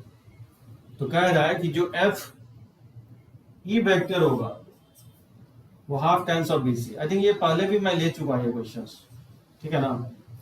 तो सबसे सिंपल ये होगा, किसी एक वेक्टर को ऑरिजिन मान लो, इसको वेक्टर सी मान लो पोजीशन वेक्टर, इसको पोजीशन वेक्टर ए मान लो। तो सेक्शन फॉर्मूला से डी का कोऑर्डिनेट क्या होगा, 0 प्लस सी बाई 2, तो वेक्टर सी बाई 2 हो जाएगा, और इसका पोजीशन हो जाएगा ए बाई 2 सेक्शन फॉर्मूला से, और इसका पोजीशन मिड पॉइंट के सेक्शन फॉर्मूला से ए प्लस सी बाई 2 हो जाएगा, ठीक है ना। तो एबीसी में एक को ऑरिजिन मान लिया और दो के एंड पॉइंट को मैंने वेक्टर सी और वेक्टर ए मान लिया, और फिर सेक्शन फॉर्मूला से मैं डी एफ का कोऑर्डिनेट निकाल दिया, और उसके बाद नहीं निकल जाएगा, एफ ई वेक्टर इजीली निकल जाएगा। ई के पोजीशन में से एफ के पोजीशन को माइनस कर देंगे, तो ई का पोजीशन है ए प्लस सी बाई 2, ठीक है ना, और एफ का पोजीशन है ए बाई 2। अगर सब्ट्रैक्ट करोगे तो ये सी बाई 2 के इक्वल आ जाएगा। और बीसी वेक्टर क्या होगा, सी के पोजीशन में से बी के पोजीशन को माइनस, पोजीशन तो सी है और बी का पोजीशन 0 है, ये वेक्टर सी के इक्वल आएगा। तो क्लियरली दिख रहा है कि एफ ई वेक्टर जो होगा हाफ टेंस ऑफ सी, और सी किसके इक्वल है, बीसी के इक्वल है। तो प्रूफ हो गया ये कि एफ ई जो होगा हाफ टेंस ऑफ बीसी के इक्वल होगा, ठीक है ना। और बोले कि इसका सम, यानी पहले एडी वेक्टर निकाल लोगे, तो क्या करेंगे, डी के पोजीशन में से ए को माइनस कर दोगे, तो डी का पोजीशन क्या है, सी बाई 2 है, और ए का पोजीशन तो ए है। उसी तरह से हम निकालेंगे बी वेक्टर, तो बी वेक्टर क्या होगा, ई के पोजीशन में से बी के पोजीशन को माइनस कर देंगे, तो ई का पोजीशन है ए प्लस सी बाई 2 नहीं है, और बी का पोजीशन क्या, बी का पोजीशन तो ऑरिजिन है, तो ये ए प्लस सी बाई 2 के इक्वल आ रहा है। उसी तरह से हम फाइंड आउट कर लेंगे सी एफ वेक्टर, तो सी एफ वेक्टर क्या होगा, एफ के पोजीशन में से सी के पोजीशन को माइनस कर लेंगे, ठीक है ना। तो एफ का पोजीशन किसके इक्वल है, ए बाई 2 है, और सी का पोजीशन हमारे पास सी के इक्वल है। अब इस तीनों को ऐड करके देखेंगे कि 0 आ रहा है कि नहीं, तो AD vector plus BE vector plus C F vector, तो बताओ एडी वेक्टर जो है सी बाई 2 माइनस ए के इक्वल है, और प्लस, और ये है ए प्लस सी बाई 2 के इक्वल है, और प्लस, और ये है वेक्टर ए बाई 2 माइनस सी के इक्वल है। सो सॉल्व करेंगे तो क्या होगा, सी बाई 2 और सी बाई 2 माइनस ए, और प्लस लिख सकता हूँ ए बाई 2 और प्लस सी बाई 2, ठीक है, डिवाइड कर देता हूँ इसको, ए बाई 2 और बात समझे, 2 को मैंने ए बाई 2 और सी बाई 2 लिख दिया हूँ। यहां से आप देख सकते हो ए बाई 2 और ए बाई 2 ए हो जाएगा, तो ए और माइनस ए से नहीं कट जाएगा, सी बाई 2 सी हो जाएगा, और सी से सी कट जाएगा, तो नहीं आ जाएगा, बैलेंस होकर के ये 0 के इक्वल आ जाएगा। तो जब भी आपको डाटा जब गिवन नहीं हो तो क्या करो, अगर क्वाड्रिलेटरल है तब तो एक को ऑरिजिन और 3 कोऑर्डिनेट मान लो, बीसीडी एबीसीडी 3 में। अगर ट्राइंगल दिया गया तो एक को ऑरिजिन, अनदर को कोई भी पोजीशन वेक्टर एज्यूम कर लो, और सेक्शन फॉर्मूला अप्लाई करके पोजीशन वेक्टर का कांसेप्ट अप्लाई करो और वेक्टर निकालते जाओ, और जो प्रूफ करना है वो आप उस तरह से कर सकते हो। तो होपफुली कंसेप्ट आपका जो ना बहुत हद तक क्लियर हुआ होगा पोजीशन वेक्टर का। बनाओगे क्वेश्चंस, कहीं पे अगर डाउट होता है तो पूछोगे, मैं बहुत सारे मैं क्वेश्चंस लिया हूं पोजीशन वेक्टर पे, ठीक है ना। रब करें इसको,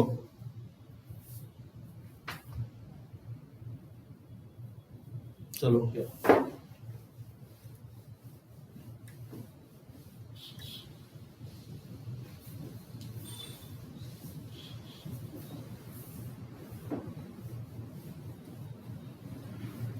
देखो फिर से मैं रिकैप कर देता हूँ।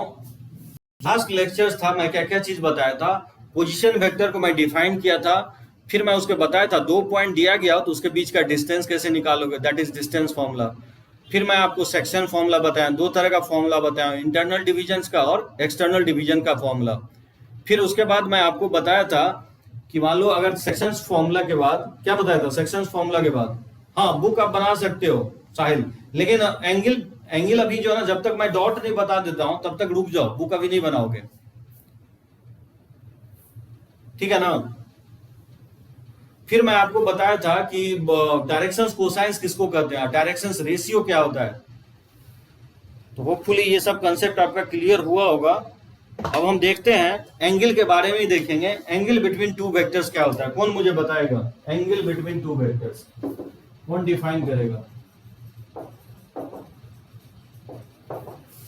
दो वेक्टर के बीच का एंगल कैसे डिफाइन करोगे, angle between two vectors.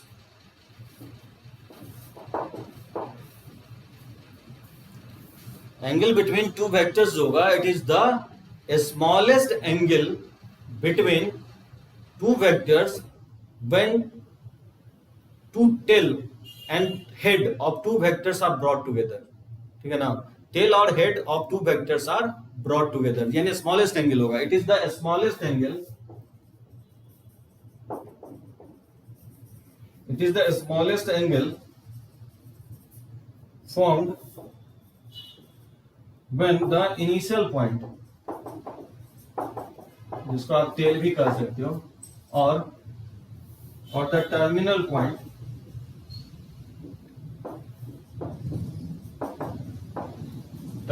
points of two vectors, ठीक है, are, ठीक है ना, brought together। ये इसका डिफिनीशन होगा। और ध्यान रखना ये जो ऑलवेज होता है 0 से 180 के बीच में होता है, 0 के इक्वल भी हो सकता है, 180 के इक्वल हो सकता है। 0 के इक्वल होगा तो वेक्टर लाइक वेक्टर्स होगा, पैरेलल होगा, लाइक वेक्टर्स होगा। थीटा अगर 180 लेते हो तो पैरेलल वेक्टर होगा लेकिन अनलाइक वेक्टर्स होगा, बात समझे। और अगर 0 से 80 के बीच में आता है तो इंक्लाइंड होगा। जैसे मान लो कि ये दो वेक्टर है, ठीक है ना, अब इस दो वेक्टर के बीच का एंगल निकालना है, तो क्या करेंगे, इस वेक्टर्स को विथ मैग्नीट्यूड और डायरेक्शंस इसको ब्रॉड करेंगे, मतलब इसके टेल को टेल से मिलाएंगे, इस डायरेक्शंस में इसको यहां पे लाओगे, ये जो वेक्टर आएगा यही जो एंगल होगा यही कहलाएगा एंगल बिटवीन टू वेक्टर्स, ठीक है ना। या इसको आप क्या कर सकते हो, ऐसे भी कर सकते हो, जैसे मान लो ये कोई दो वेक्टर्स है, इस तरह का दो वेक्टर्स है, इसको आप इवन टेल को हेड के पास भी ला सकते हो, इसको हेड को ले जाओगे, जो स्मॉलेस्ट एंगल बनेगा उसी को कहेंगे एंगल बिटवीन टू वेक्टर्स। ध्यान रखना है, शॉर्टेस्ट एंगल को ही हम लोग दो वेक्टर के बीच का एंगल कहेंगे, ठीक है, समझ में। अगर थीटा अगर 0 है, थीटा अगर 0 डिग्री है, ये तभी पॉसिबल होगा जब दो वेक्टर्स पैरेलल होगा और लेकिन लाइक वेक्टर्स होगा।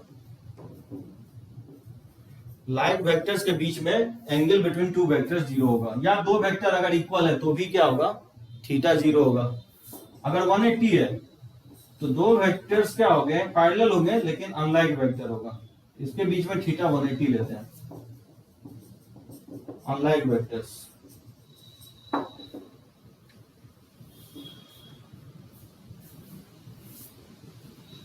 क्लियर है सभी को, angle between two vectors definitions अभी जस्ट मैं बता रहा हूं, निकालने का तरीका मैं बाद में बताऊंगा आपको।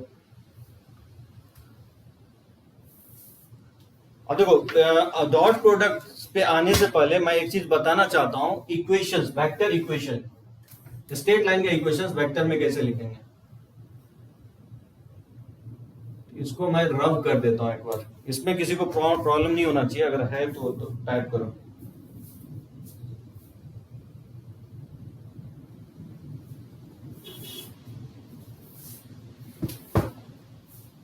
ठीक है ना, इसको रब कर, ये हो गया एंगल बिटवीन टू वेक्टर्स।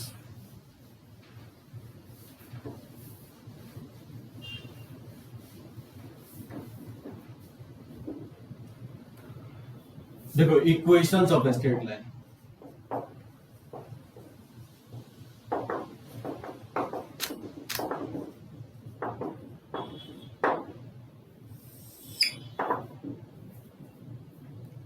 हम लोग कहाँ स्ट्रेट लाइन में भी पढ़ेंगे, और equation of straight line vector में भी बता रहा हूँ, और मैं आपको 3D में भी बताऊंगा इक्वेशन ऑफ स्ट्रेट लाइन।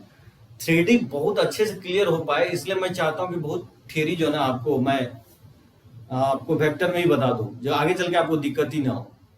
वैसे इक्वेशन ऑफ स्ट्रेट लाइन आपको नहीं दिया गया है, इसमें वेक्टर में नहीं है, लेकिन ये 3D में है, ठीक है ना। तो मैं पहले वेक्टर फॉर्म में आपको लिखवाता हूँ equation of straight line. Vector form में हम लोग कैसे लिखेंगे, दो फॉर्म होगा, ठीक है ना।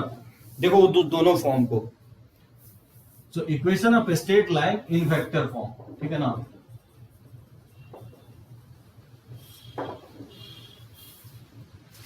पहला होगा 2 point form.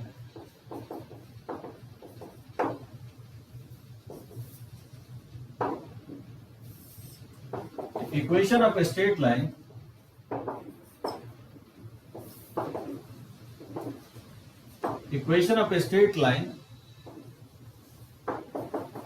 passing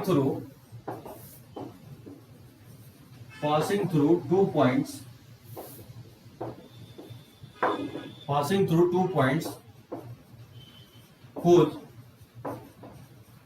position vectors are vector A and vector B is vector R equal to होता है vector A plus lambda times of vector B minus vector A,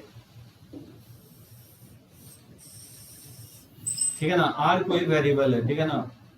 lambda कोई स्केलर क्वांटिटी है। लैम्डा इज एनी पैरामीटर, या variable बोल सकते हो, या scalar. Lambda is any parameter, ठीक है, यानी तो कोई स्केलर है। ये होगा वेक्टर में स्ट्रेट लाइन का इक्वेशंस वेक्टर फॉर्म में। अब ये जहां आर क्या है, पोजीशन वेक्टर को डिनोट कर रहा है। So vector A plus lambda times of B minus A. अगर इसको लिख के निकल जाए तो कुछ भी समझ में नहीं आएगा क्या लिख दिया। देखो इसका मैं प्रूफ करूंगा ना तो बहुत अच्छे से आप समझ में आ जाएगा आपको। देखो प्रूफ इसका, जैसे मान लो इस लाइन पे 2 पॉइंट लाई कर रहा है, जिसका पोजीशन दिया गया पॉइंट ए का पोजीशन वेक्टर ए है और पॉइंट बी का पोजीशन वेक्टर बी है, ठीक है ना। मुझे निकालना है इस पॉइंट, इस लाइन पे कोई मैं वेरिएबल पॉइंट ले लेता हूं, ठीक है ना। पी कोई वेरिएबल पॉइंट है जिसका पोजीशन वेक्टर क्या है, आर है। माइंड इट, आर वेरिएबल है, आर वैरी कर रहा है। पॉइंट पी वेरिएबल है और पॉइंट ए और बी क्या है, फिक्स है। पॉइंट ए और बी फिक्स है और पी वैरी कर रहा है। पी इस तरह से वैरी कर रहा है जो कि इस लाइन पे लाई कर रहा है। तो बताओ पी हम चाहते हैं कि लाइन का इक्वेशंस बन जाए, तो हम कहना क्या चाह रहे हैं, हम कहना ये चाह रहे हैं कि जो एपी वेक्टर होगा is parallel to AB vector हो जाए, नहीं हो जाए। अगर पॉइंट पी जो है वो लाइन पे लाई करे, ये तभी पॉसिबल होगा जब इस लाइन पे लाई कर रहा है, कहीं पे मूव करे, ये तभी पॉसिबल होगा लाइन पे लाई करेगा जब एपी वेक्टर और एबी वेक्टर कोलिनियर हो जाए। अगर एपी वेक्टर और एबी वेक्टर कोलिनियर हो जाएगा तो पी क्या होगा, स्ट्रेट लाइन पे लाई करेगा। तो एपी वेक्टर और AB vector lambda times of AB हो जाए। याद करो मैं कोलिनियर का ये कॉन्सेप्ट बताया था कि दो वेक्टर अगर पैरेलल है तो एक वेक्टर दूसरे के लैम्डा टाइम्स होगा, ठीक है। और इसको क्या लिखोगे, इसको लिखोगे पी के पोजीशन में से ए के पोजीशन को माइनस कर दोगे, और लैम्डा टाइम्स इसको क्या लिखोगे, बी के पोजीशन में से ए के पोजीशन को माइनस कर दोगे। तो यहां से पी का पोजीशन क्या है, आर है, और ये ए है, और लैम्डा टाइम्स ऑफ इसका बी है और इसका ए है। तो यहां से पोजीशन वेक्टर आर निकालोगे तो A plus lambda times of B minus A हो जाएगा, यही होगा, ठीक है। यही डिनोट करेगा इक्वेशंस ऑफ स्ट्रेट लाइन को। समझ में आया प्रूफ सभी को? अच्छा एक बार टाइप करो तो कितने लोग स्ट्रेट लाइन 2 पॉइंट फॉर्म जानते हो? 2 पॉइंट फॉर्म में स्ट्रेट लाइन। पैरामीट्रिक मींस मतलब variable. Dimanshu, parameter means variable. ये कोई स्केलर क्वांटिटी है, स्केलर है जो वैरी कर रहा है, 1 2 3 4 5 6 कुछ भी ले सकते हो। पैरामीटर मतलब वेरिएबल हो गया दिमांशु।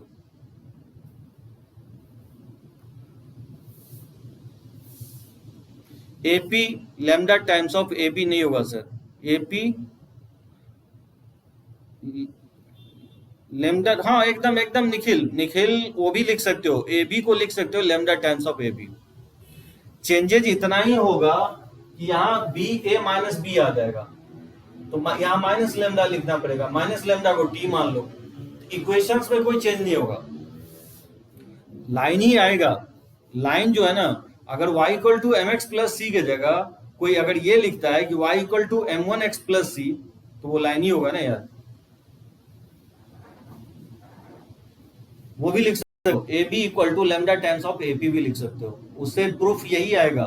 थोड़ा सा अल्टरेशन ये होगा, यहाँ पे ए माइनस बी आ जाएगा। तो जो भी है बी माइनस ए के पैरेलल ही होगा ना, ये वेक्टर बेसिकली बी माइनस ए, ये वेक्टर इसके पैरेलल होगा, बी माइनस ए के पैरेलल होगा। ऑब्वियसली ये डायरेक्शंस को डिनोट करता है। आगे चल के स्ट्रेट लाइन में इसी को हम लोग स्लोप बोलते हैं। मुझे लगता है इसको अगर 2D में 2 पॉइंट फॉर्म में अगर इसको एक्सप्रेस करें तो मुझे लगता है कि बहुत जल्दी आप समझोगे कि क्या हो क्या रहा है इसमें। इसको जो है ना एक्स आई प्लस वाई जे कैप लिख रहा हूं, ठीक है। मैं पॉइंट ए को लिख रहा हूं x1 I cap plus y1 J cap, ठीक है। इसको मैं x1 y1 लिख दिया हूं। मैं b को लिख रहा हूं x2 आई कैप प्लस y2 जे कैप, ये दूसरा पॉइंट मान लिया हूं x2 गामा y2। ये इसमें पुट करोगे तो क्या होगा, ये हो जाएगा x आई कैप प्लस y जे कैप। इसमें सब्स्टिट्यूट करोगे तो ये इक्वल हो जाएगा x1 I cap plus y1 J cap अब plus lambda times of b minus A क्या हो जाएगा, ये b माइनस ए हो जाएगा x2 minus x1 I cap अब प्लस हो जाएगा y2 minus y1 J cap. समझे, ये हो जाएगा x I cap plus y J cap equal to हो जाएगा, इसको लिख सकता हूं x1 अब plus lambda times of x2 minus x1 और इनटू लिख सकता हूं आई कैप, इसमें कॉमन ले लिया हूं, और y1 plus y2 minus y1 और इनटू लेमडा टाइम्स ऑफ लिख सकता हूं जे कैप। समझ में आई ये? सो इसमें मैंने आई कॉमन ले लिया हूं और इसमें मैंने जे कॉमन ले लिया, और दोनों को कंपेयर कर दोगे, दो वेक्टर अगर इक्वल है आई का कोएफिशिएंट आई के कोएफिशिएंट के इक्वल होगा, x1 plus lambda times of x2 minus x1 होगा। इसको मैं लिख सकता हूं x minus x1 equal to lambda times of x2 minus x1, इसको इक्वेशन 1। और j के कोएफिशिएंट को इक्वेट करोगे तो क्या होगा, y इक्वल टू आएगा, j के कोएफिशिएंट को कंपेयर करोगे तो ये y1 प्लस हो जाएगा lambda times of y2 minus y1। बात समझे? अगर y1 को अगर लेफ्ट साइड शिफ्ट कर दूं तो y minus y1 lambda times हो जाएगा y2 माइनस y1। ये हो गया आपके सेकंड इक्वेशन। लेमडा को एलिमिनेट अगर करना हो तो इक्वेशन 2 को डिवाइड कर दो इक्वेशन 1 से, ये क्या आ जाएगा y minus y1 upon x minus x1 equal to हो जाएगा y2 minus y1 upon x2 minus x1। इसी को लिख सकता हूं मैं ऐसे कि y minus y1 equal to y2 minus y1 upon x2 minus x1 into x minus x1। कितने लोगों को पता है कि ये 2 पॉइंट फॉर्म में लाइन का इक्वेशन होता है?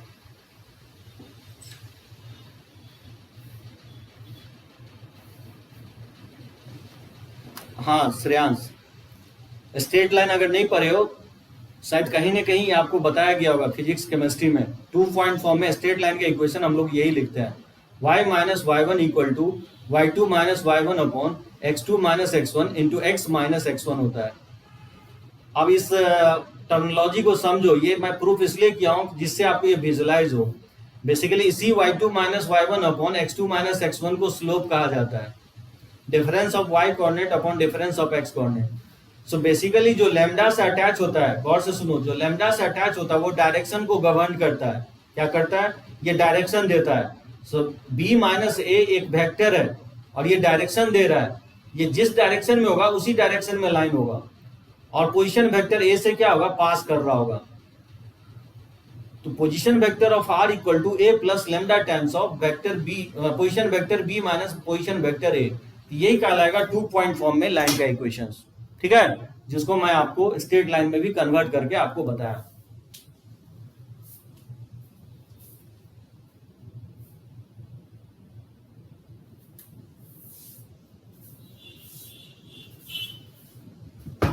ठीक है, रब करें इसको। दो फॉर्म होता है, एक होता है स्लोप पॉइंट इक्विवेलेंट फॉर्म, दूसरा जो फॉर्म है उसको बोलते हैं slope and point equivalent.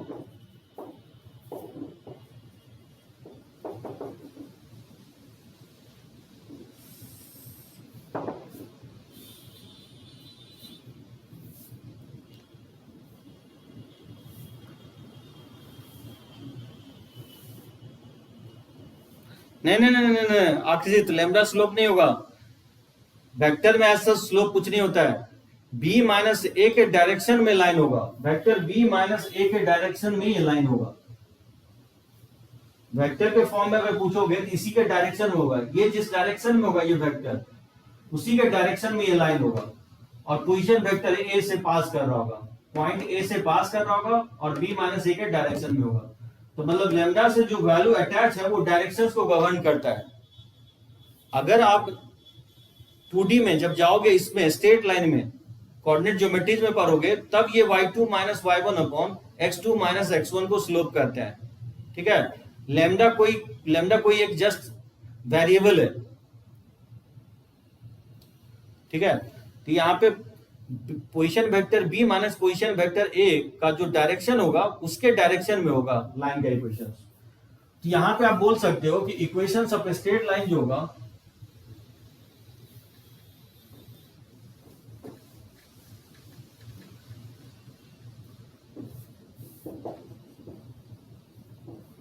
Equation of a straight line, equation of a straight line passing through a point with position vector a and parallel to vector p is, ये हो जाएगा position vector r equal to a plus lambda times of vector p।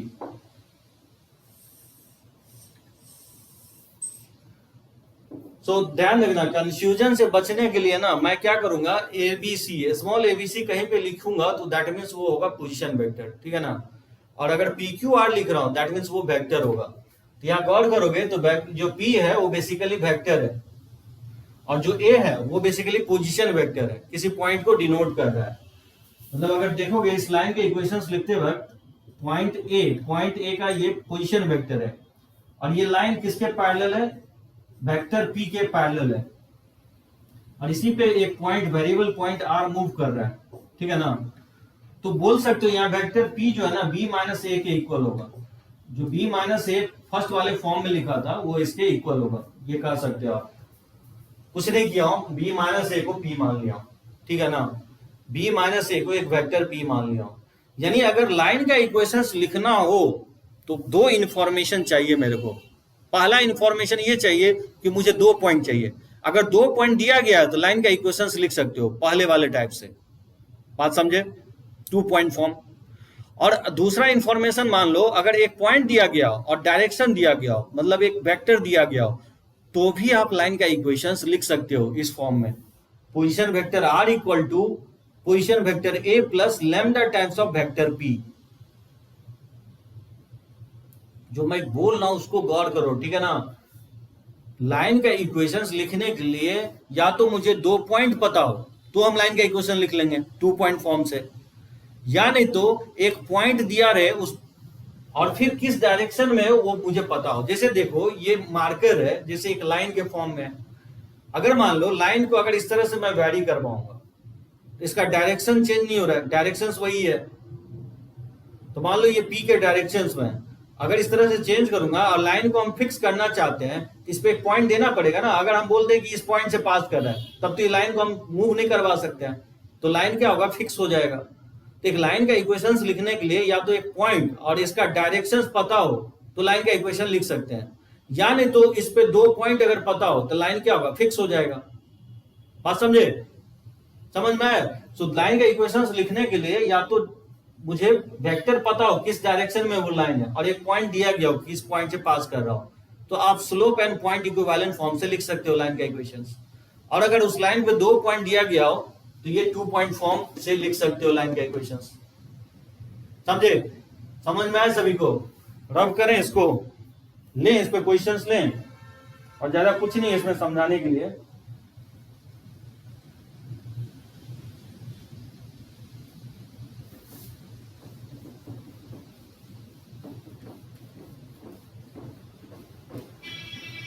किसी को इसमें doubt हो तो point out करो, तब तक मैं क्वेश्चंस लिखता हूं।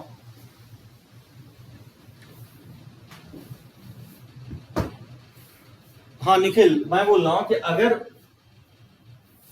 कुछ नहीं दिया बी माइनस ए की जगह पी रख दिया हूं, क्योंकि बी माइनस ए क्या है, बेसिकली मान लो इसका प्रूफ यही होगा निखिल कि देखो एपी क्या होगा, AP vector is parallel to P vector होगा। तो एपी वेक्टर को मैं लिख सकता हूं ना लैम्डा टाइम्स ऑफ पी होगा, क्योंकि बोल रहा है कि वैसा लाइन लिखो जो पैरेलल हो वेक्टर पी के। तो ए तो फिक्स पॉइंट है इस लाइन पे, और एक मैं वेरिएबल पॉइंट पी ले लिया हूं इस पे, तो जो एपी वेक्टर होगा वो पी वेक्टर के हमेशा क्या होंगे, पैरेलल होगा। तो क्या करता छेड़ी, एपी जो होगा लैम्डा टाइम्स ऑफ पी होगा, तो पी के पोजीशन में से ए के पोजीशन को माइनस कर दोगे, तो ये पी का पोजीशन आर है और ए का पोजीशन वेक्टर ए है। यहां से आप फाइंड आउट करोगे तो नहीं आ जाएगा A plus lambda times of P. तो मैं ये कहना चाह रहा हूं कि ये क्या होगा, ये लाइन क्या होगा, वेक्टर पी के पैरेलल होगा, और पॉइंट उस पॉइंट से पास करेगा जिसका पोजीशन वेक्टर ए के इक्वल है। ठीक है ना। जैसे देखो ये क्वेश्चंस मैं लिख रहा हूं, जैसे find the equation of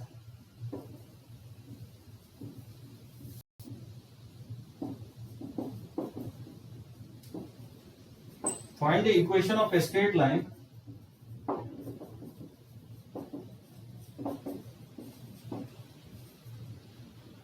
passing through the point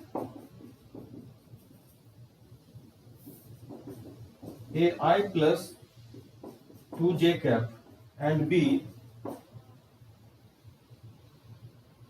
2i minus j cap।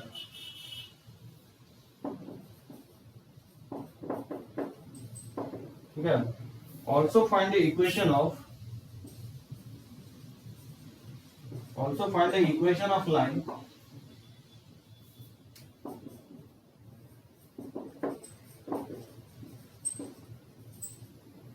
passing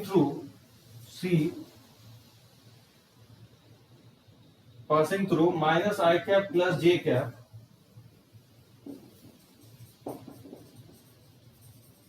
and parallel to vector d equal to I cap plus j cap। Plot the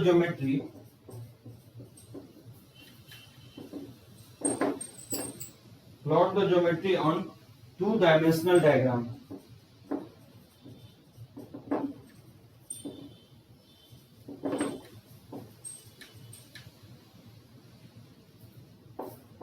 and find point of intersection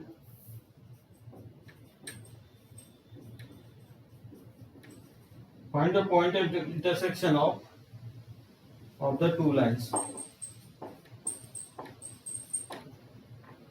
तो एक ही questions में मैं दोनों part ले लिया हूं कि 2 point form में कैसे लाइन का इक्वेशंस लिखेंगे और स्लोप पॉइंट इक्विवेलेंट फॉर्म में कैसे लिखेंगे।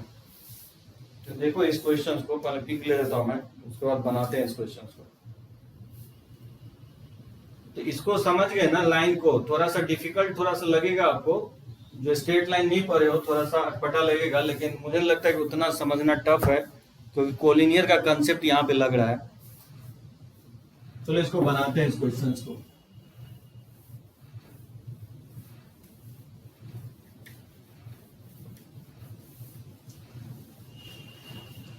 बोल रहा है find the equation of a straight line passing through the point. बोल रहा है 2 पॉइंट से ये पास कर रहा है, तो क्या लिखोगे, equation of line passing through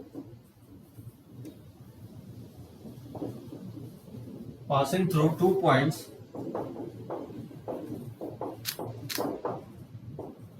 क्या लिखोगे, position vector R equal to A plus lambda times of B minus, ये लिखवाया था ना।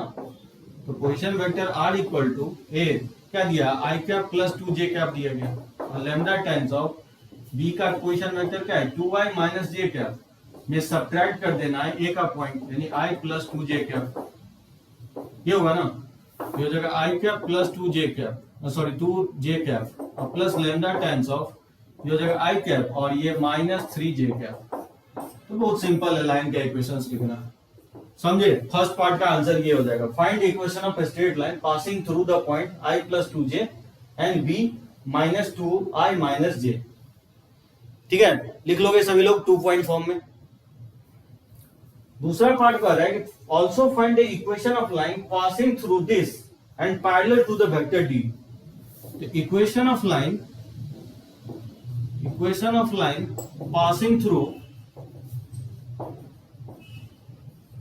passing through C minus I cap plus J cap and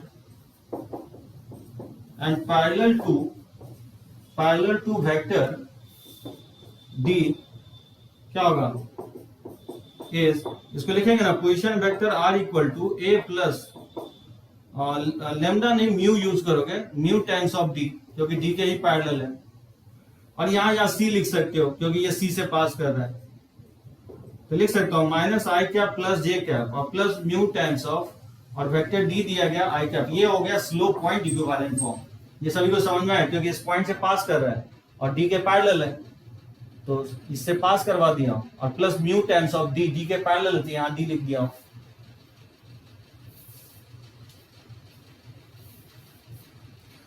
और लेमडा का वैल्यू कभी नहीं निकलेगा, लाइन पे बहुत infinite point like lambda change करते जाओगे तो पॉइंट चेंज होते जाएगा।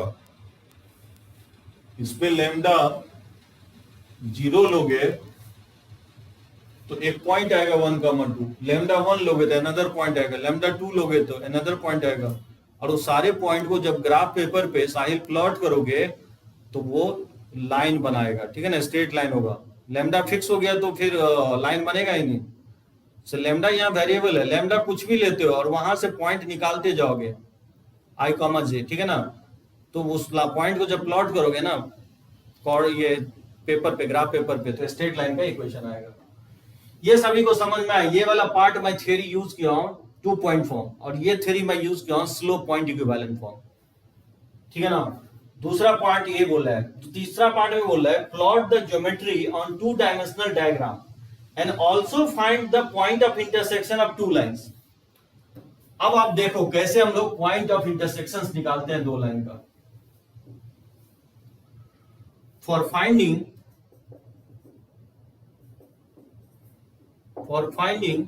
पॉइंट ऑफ इंटरसेक्शन,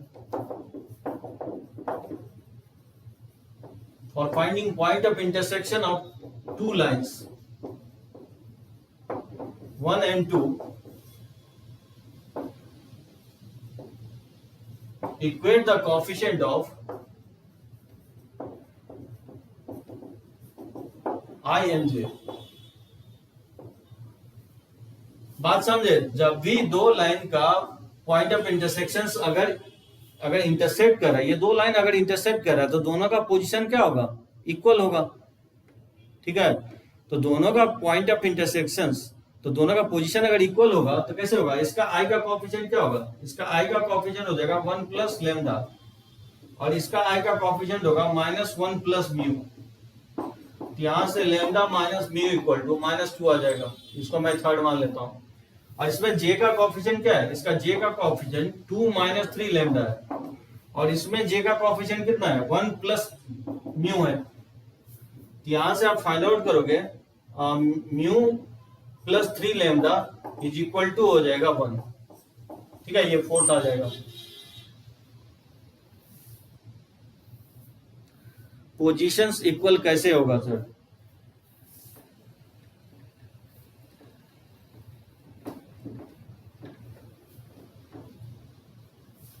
तो भैया पॉइंट ऑफ इंटरसेक्शन पे दोनों का पोजीशन इक्वल होगा। दोनों को देखो, मैं पहले बताता हूँ, पहले लेमडा म्यू निकालने दो मुझे। ऐड कर दोगे ये 4 लेमडा इक्वल टू हो जाएगा -1, तो यहाँ लेमडा इक्वल टू -1/4। तो इसका पॉइंट ऑफ इंटरसेक्शन जो होगा, पॉइंट ऑफ इंटरसेक्शन क्या होगा, लैम्डा का वैल्यू -1/4 इसमें पुट करोगे तो i प्लस 2j कैप और -1/4 क्या हो जाएगा i cap minus 3j cap, ये हो जाएगा 1 - 1/4 i कैप और प्लस 3/4 j कैप।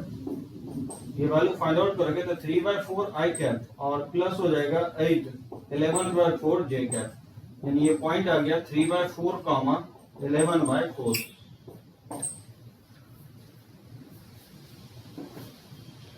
अब देखो निखिल जो है ना पॉइंट ऑफ इंटरसेक्शन में पोजीशन कैसे इक्वेट होगा, वह जैसे ये x कोऑर्डिनेट है और ये y कोऑर्डिनेट है, ठीक है ना।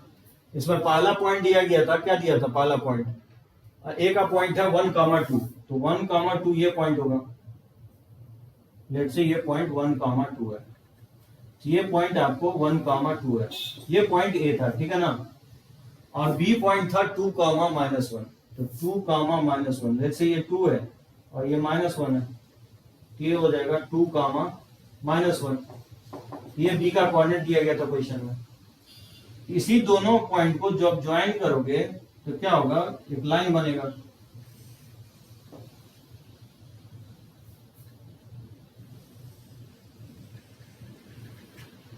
ठीक है ना। ये लाइन जो मैं ड्रॉ किया हूं ये इक्वेशन 1 है, ये मैं इक्वेशन 1 में जो लिखा हूं वही लाइन का इक्वेशन है, ठीक है ना। अब फिर देखो दूसरा लाइन में ये 1,2 से पास कर रहा है, तो 1,2 से पास कर रहा है, दूसरा पॉइंट में सॉरी दूसरा लाइन जो है -1,1, तो -1,1 ये हो जाएगा -1,1, ये आपका पॉइंट जो आ रहा है ना ये आपको c कोऑर्डिनेट आया -1,1 जो दिया गया क्वेश्चन में, और ये i प्लस j के पैरेलल है, i प्लस j जो है ना 45 डिग्री एंगल बनाएगा, i प्लस j जो होगा ये हो जाएगा, ये होगा डायरेक्शन, ये डायरेक्शन जो होगा ना i प्लस j का डायरेक्शन होगा, ये समझे, ये 45 डिग्री बनाएगा,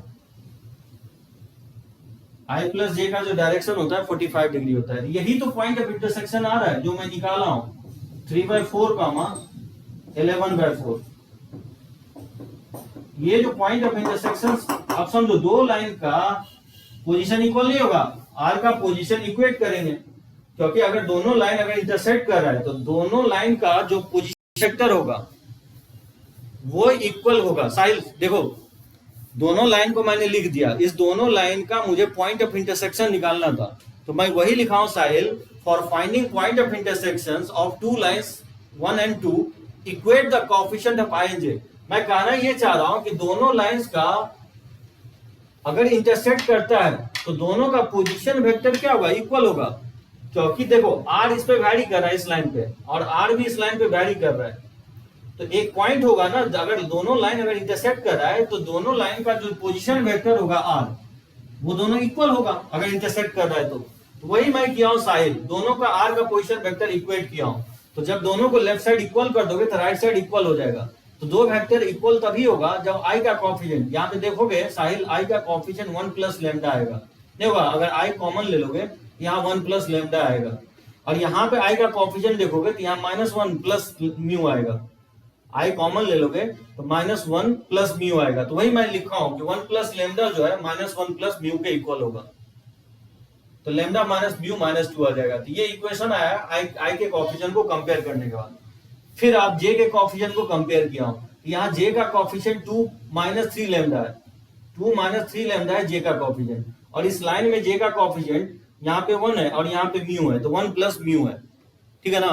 तो फिर वही मैं इक्वेट किया हूं, 2 - 3 लैम्डा को 1 प्लस म्यू के इक्वल किया हूं, तो j के कोएफिशिएंट को इक्वेट करोगे एक रिलेशन और आएगा लैम्डा म्यू में, यहां से लैम्डा मैंने निकाल लिया हूं, लैम्डा -1/4 इसमें पुट करके म्यू निकालोगे, तो लैम्डा इसमें पुट कर दो, लैम्डा इसमें पुट कर दो, तो वही पॉइंट ऑफ इंटरसेक्शन जो निकलेगा ना, तो दोनों लाइन को इंटरसेक्ट कर रहा होगा, या तुम म्यू निकाल लो, म्यू इसमें पुट कर लो, तो देखना पॉइंट ऑफ इंटरसेक्शन डिफरेंट नहीं आएगा, यही आएगा 3/4, 11/4 ही आएगा।